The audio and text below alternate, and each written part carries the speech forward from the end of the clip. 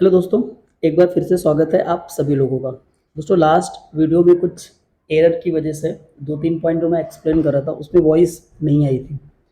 Actually उसके बाद मैंने फिर से बनाया तो 11 से लेके 14 पॉइंट अगेन एक्सप्लेन किया, अगेन एरर, अगेन इसमें आवाज़ नहीं आई। तो इसीलिए मैं वापस से इस वीडियो को रिकॉर्ड कर रहा हूँ। और मुझे जहाँ जहाँ तक लगता है कि वीडियो में 10th या 11th पॉइंट तक में कुछ आवाज़ का प्रॉब्लम था, 9th पॉइंट तक क्लियर था। तो चलिए हम 10वें पॉइंट पे आ जाते हैं, प्रिंसिपल ऑफ ऑर्डर पे। हम सीख रहे थे हेनरी फॉयल के 14 प्रिंसिपल्स ऑफ मैनेजमेंट, ठीक है, जो उन्होंने दिए हैं। तो 10 point is principle of order. देखो प्रिंसिपल ऑफ ऑर्डर का मतलब होता है इस प्लेस पे कि हर कोई चीज़ अपनी जगह पे होनी चाहिए, राइट, या फिर सीक्वेंस में होनी चाहिए। फॉर एग्जाम्पल जैसे कि फैक्ट्री है, ठीक है, तो फैक्ट्री में जो रॉ मटेरियल है वो नियर बाय फैक्ट्री होना चाहिए या नियर बाय मशीन होना चाहिए, क्योंकि जो वर्कर है उसको क्या करना है, उस रॉ मटेरियल का यूज करना है मशीन के थ्रू और उसको प्रोसेस करके प्रोडक्शन करना है।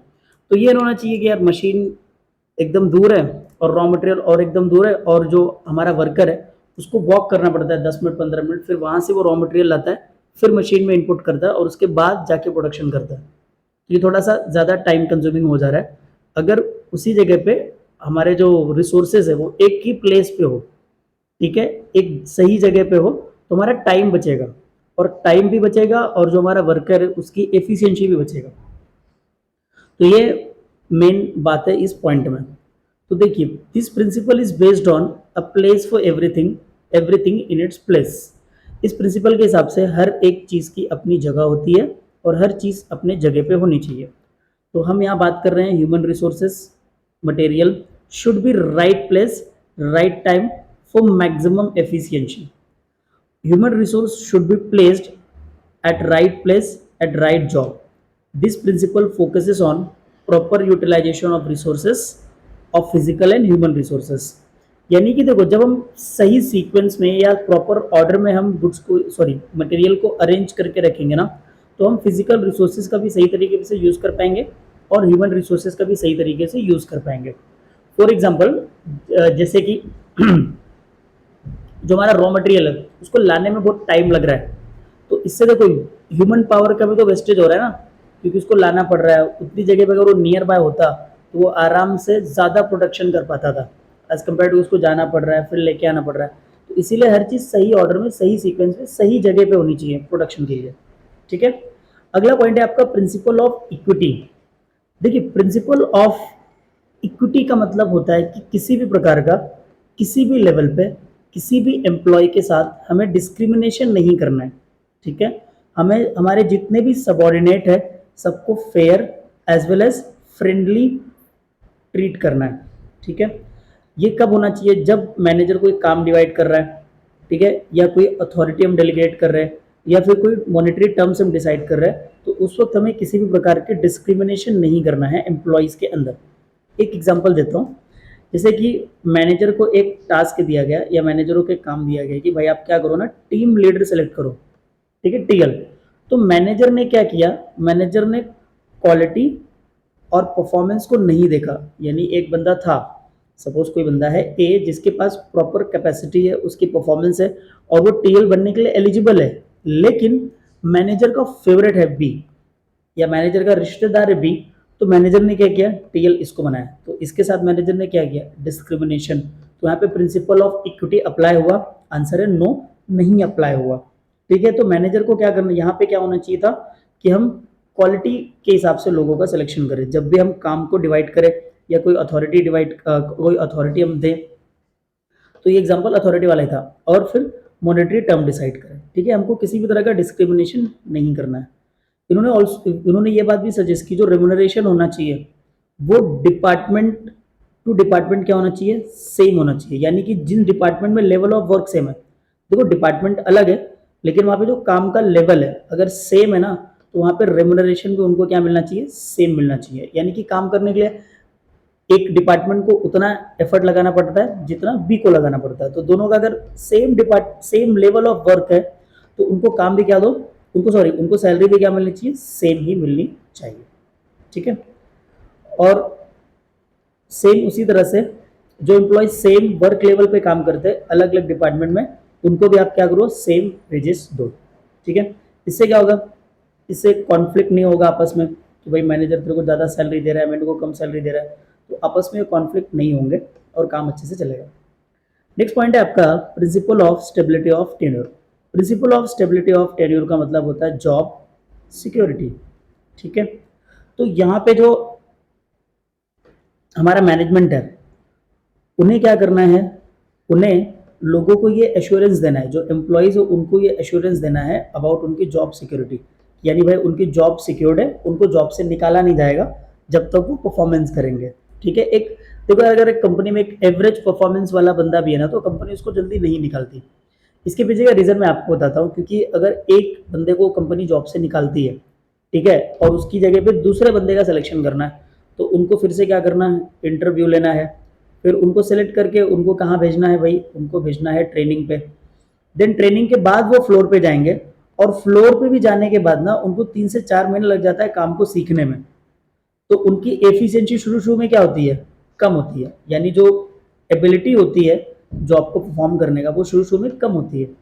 जबकि जो एक्सपीरियंस बंदा है, भले ही थोड़ा बहुत कम परफॉर्म कर रहा है, लेकिन वो चल जाता है कंपनी के लिए। तो इसीलिए कंपनी खुद भी नहीं चाहती तो कि कुछ किसी को जल्दी जॉब से निकाला जाए, लेकिन ये जिम्मेदारी भी है कि हम ध्यान रखें कि अगर कोई एम्प्लॉय अच्छा परफॉर्मेंस कर रहा है, उसको हम जॉब सिक्योरिटी दें। ठीक है, क्योंकि ये बहुत ही इंपॉर्टेंट रोल प्ले करता है क्रिएटिंग सेंस ऑफ बिलोंगिंग। अगर हम हमारे एम्प्लॉयज़ को ये इंश्योर कर रहे हैं कि भाई आपकी जॉब फिक्स है, आप परफॉर्मेंस करते रहिए। देखो जॉब फिक्स होने के साथ साथ ना, अगर उसकी परफॉर्मेंस अच्छी हो रही है तो उससे अच्छा रेम्युनरेशन देना, उसको प्रमोशन देना, ये भी हमारा ही काम है। ठीक है, इससे उसको एक बिलोंगिंगनेस फील होगा कि भाई अपनी ही कंपनी है, हमारी ही कंपनी है और हमें इसके लिए जॉब करना है। लेकिन अगर इनसिक्योर रहेगा, वो अपनी जॉब को लोगे, उसके मन में ये है कि यार हमें निकाल दिया जाएगा, परफॉर्मेंस नहीं होगा तो, या फिर परफॉर्मेंस करके भी अगर हमें निकाला जा सकता है कुछ रीजंस की वजह से, तो ये ना एडवर्सली इफेक्ट करता है उसके माइंडसेट के ऊपर। इससे क्या होता है, इससे हमारा जो हमारा जो जॉब करने का मन होता है ना, वो नहीं होता है। ठीक है, लेकिन अगर हम जॉब सिक्योरिटी प्रॉपर प्रोवाइड करेंगे, ठीक है, तो job security minimize the employ turnover ratio, यानी कि अगर एक बंदे की जॉब सिक्योर है तो वो अपसेंट नहीं रहेगा, वो प्रॉपर आएगा और प्रॉपर काम करेगा। अगला पॉइंट है हमारा प्रिंसिपल ऑफ इनिशिएटिव। देखो प्रिंसिपल ऑफ इनिशिएटिव का मतलब होता है वॉलंटरिंग टू डू वर्क। वॉलंटरी मतलब खुद से सामने आना। ठीक है, काम को इनोवेटिव वे में करने के लिए। देखो काम को ना करने के अलग अलग मेथड्स होते हैं, जो आपको कौन बताएगा, ऑब्वियसली आपका मैनेजमेंट या आपका मैनेजर बताएगा। लेकिन इस प्रिंसिपल के हिसाब से मैनेजर या मैनेजमेंट अपने एम्प्लॉयज़ को भी इतना फ्रीडम दे कि वो नए आइडियाज़ के साथ आए, नए इनोवेशन के साथ आए। अगर उनको ऐसा फील हो रहा है, यानी कि एम्प्लॉय को ऐसा फील हो रहा है कि इस काम करने का ना मेथड अगर थोड़ा सा चेंज कर दें, थोड़ा टेक्निक अगर बदल दी जाए, तो इससे प्रोडक्टिविटी बढ़ जाएगी, परफॉर्मेंस बढ़ जाएगी, या फिर जो आपका गुड्स की क्वालिटी है वो इम्प्रूव हो जाएगी, ऐसा किसी फील हो रहा है, एम्प्लॉय को फील हो रहा है, तो मैनेजमेंट उसे इतना फ्रीडम दे कि एम्प्लॉय खुद से आए, खुद से उनसे बात करे और अपने आइडियाज़ को शेयर करे, और मैनेजर्स को इस तरह के आइडियाज़ को वेलकम करना है। चलो कभी कभार उनको लगा कि यार हाँ अब तो दिमाग आइडिया नहीं भी है, तब भी बोलने में क्या जाता है कि नहीं यार आप ट्राई करो, ये आइडिया आपका अच्छा लगा, थोड़ा इम्प्रूव करोगे तो इसमें और इम्प्रूवमेंट की गुंजाइश हो सकती है। तो इससे क्या होगा, इससे ना एक हेल्दी वर्क कल्चर क्रिएट होता है, या एक हेल्दी ऑर्गेनाइजेशनल कल्चर क्रिएट होता है। एम्प्लॉय को लगता है कि हाँ यार हमारा ऑर्गेनाइजेशन हमारे लिए है, तो हमें इसके लिए भी काम करना चाहिए। So initiative refers to voluntary to do work in a innovative way, the freedom to think and work on the new ideas encourage the employees to take initiative while working on a given task। ठीक है, जब वो काम कर रहा होगा तो उसे ना फ्रीडम देना, एक सोचने का फ्रीडम देना, कोई नई चीज़ वो सोच के ला सकता है। तो ये in this initiative should be welcomed by manager including through discussion on those new ideas. ठीक है, it help to creating healthy environment and organisational culture. ठीक है, सो लास्ट पॉइंट की तरफ हम बढ़ रहे हैं, हेनरी फॉयल का 14th principle, that is principle of esprit de corps, यानी कि टीम वर्क। ठीक है, देखो टीम वर्क होना बहुत ज़रूरी है। ठीक है, अगर आप कोई भी काम अकेले कर रहे हो सकता है उसमें आपको प्रॉब्लम है, तकलीफ है, लेकिन अगर एज ए टीम काम करते हो, आपके साथ 4-5 लोग और है आपके लिए हेल्प करने के लिए, तो हम उस काम को सही तरीके से अच्छे तरीके से कर पाएंगे। तो हेनरी फॉयल ने बोला और हेनरी फॉल ने ज़्यादा जोर दिया टीम वर्क के ऊपर, बहुत जोर दिया, क्योंकि आपको पता है ये मैनेजमेंट ना एक टीम वर्क है, अकेले की बस की बात नहीं है कोई भी चीज़ मैनेज कर पाना, it's a team work. Example जैसे कॉलेज का ही मैनेजमेंट है, तो भाई अकेले प्रिंसिपल थोड़ी सारा काम करता है यार, उसके लिए अलग अलग डिपार्टमेंट्स है, एचओडीज होते हैं, कॉमर्स का हेड ऑफ डिपार्टमेंट, साइंस का हेड ऑफ डिपार्टमेंट, आर्ट्स का हेड ऑफ डिपार्टमेंट, सब मिलके जब एज ए यूनियन काम करते हैं तब वो कॉलेज क्या करता है, इंप्रूव करता है या उसकी परफॉर्मेंस इंप्रूव होती है। सो एस्पिरिट डी कॉर्प्स का मतलब होता है यूनियन इज अ स्ट्रेंथ, यानी जो एकजुट या इकट्ठा रहना वो हमारी ताकत होती है। देखो आपने यूनियन के ऊपर ना बचपन में एक स्टोरी सुनी रहेगी कि फादर होता है, वो चार लड़के होते हैं उनके आपस में झगड़ते रहते, तो उनको ना लकड़ी देते वो चार अलग अलग, बोलते इसको तोड़ दो तो तोड़ देते, लेकिन जब उस लकड़ी का बंडल बना देते अलग अलग और उसको बांध देते, फिर बोलते बेटा इसको तोड़ के देखो, वो नहीं तोड़ पाते। इससे उनको समझाते हैं कि भाई यूनियन इज अ स्ट्रेंथ, मिलजुल के रहना चाहिए। तो यही चीज बोला। So union is a strength running any organisation group activity, human resources are valuable asset of the organisation. तो आपको कोई भी ऑर्गेनाइजेशन रन करना है तो हमारी ग्रुप एक्टिविटी और हमारे जो ह्यूमन रिसोर्सेज है ना वो हमारे लिए वैल्यूएबल एसेट्स होते हैं। ठीक है, आपको पता ही होगा एसेट्स का मतलब क्या, जो बिजनेस को बेनिफिट प्रोवाइड करते हैं, कुछ लॉन्गर पीरियड ऑफ टाइम के लिए, कुछ शॉर्ट पीरियड ऑफ टाइम के लिए। लेकिन अगर अच्छा ह्यूमन रिसोर्स है हमारे पास, अच्छे लोग हैं हमारे पास काम करने के लिए, तो वो क्या करते हैं, एक एसेट की तरह हमारे लिए काम करते हैं। तो ये, और हम एज ए यूनियन अगर काम करेंगे, अगर हमारे म्यूचुअल ट्रस्ट होगा तो हम कोई भी डिफिकल्टी को ना आसानी से सॉल्व कर पाएंगे एज ए टीम, क्योंकि आइडिया आ जाता है यार, कभी अकेले सोचो नहीं दिमाग काम करता, लेकिन दो तीन लोग थोड़ा इनपुट दे, थोड़ा आइडिया दे, तो हम उसको आसानी से सॉल्व कर लेते हैं। और ये काम किसका है, टीम स्पिरिट क्रिएट करना, टीम भावना लोगों में लाना, ये काम किसका होता है, लीडर या मैनेजर का। ठीक है, जैसे आप देखेंगे महेंद्र सिंह धोनी जो सीएसके के कैप्टन है, तो उनकी टीम जीतती है, वो एकजुट होकर खेलती है, तो उनकी टीम में ये जो यूनियन, ये जो टीम स्पिरिट लाने का काम वो कौन करता है, मिस्टर एमएस धोनी। समझे नहीं समझे, यही काम मैनेजर को भी करना रहता है, ताकि हम ना आसानी से ऑर्गेनाइजेशनल गोल्स को अचीव कर पाए और हमारी अंडरस्टैंडिंग बिल्ड हो जाए। ठीक है, तो दोस्तों अब वो 14 principle of Henry Fayol very useful to manager of the organisation efficiently and effectively. याद रखिए ये 14 के 14 प्रिंसिपल मैनेजर के लिए तो बहुत यूजफुल है, यानी कि ऑर्गेनाइजेशन को मैनेज करने के लिए बहुत यूजफुल है। हम ऑर्गेनाइजेशन को एफिशिएंटली और इफेक्टिव वे में मैनेज कर सकते हैं अगर हम ये 14 प्रिंसिपल को सही तरीके से फॉलो करेंगे तो। और ये supportive to functions of management, यानी ये जो प्रिंसिपल है ना, ये फंक्शंस ऑफ मैनेजमेंट को भी क्या करेंगे, सपोर्ट करेंगे। फंक्शंस ऑफ मैनेजमेंट मतलब क्या, प्लानिंग, आपकी ऑर्गेनाइजिंग, फिर हमारे स्टाफिंग, देन डायरेक्टिंग, कोऑर्डिनेटिंग और कंट्रोलिंग। ठीक है, पांच ही बताइए मैंने, planning, organising, staffing, directing, coordinating और controlling. Total 6 functions of management है, ये हम सेकंड चैप्टर में डिस्कस करेंगे, तो इसमें भी ये हेल्प करेंगे। And these principle are very logical therefore are applicable modern management era.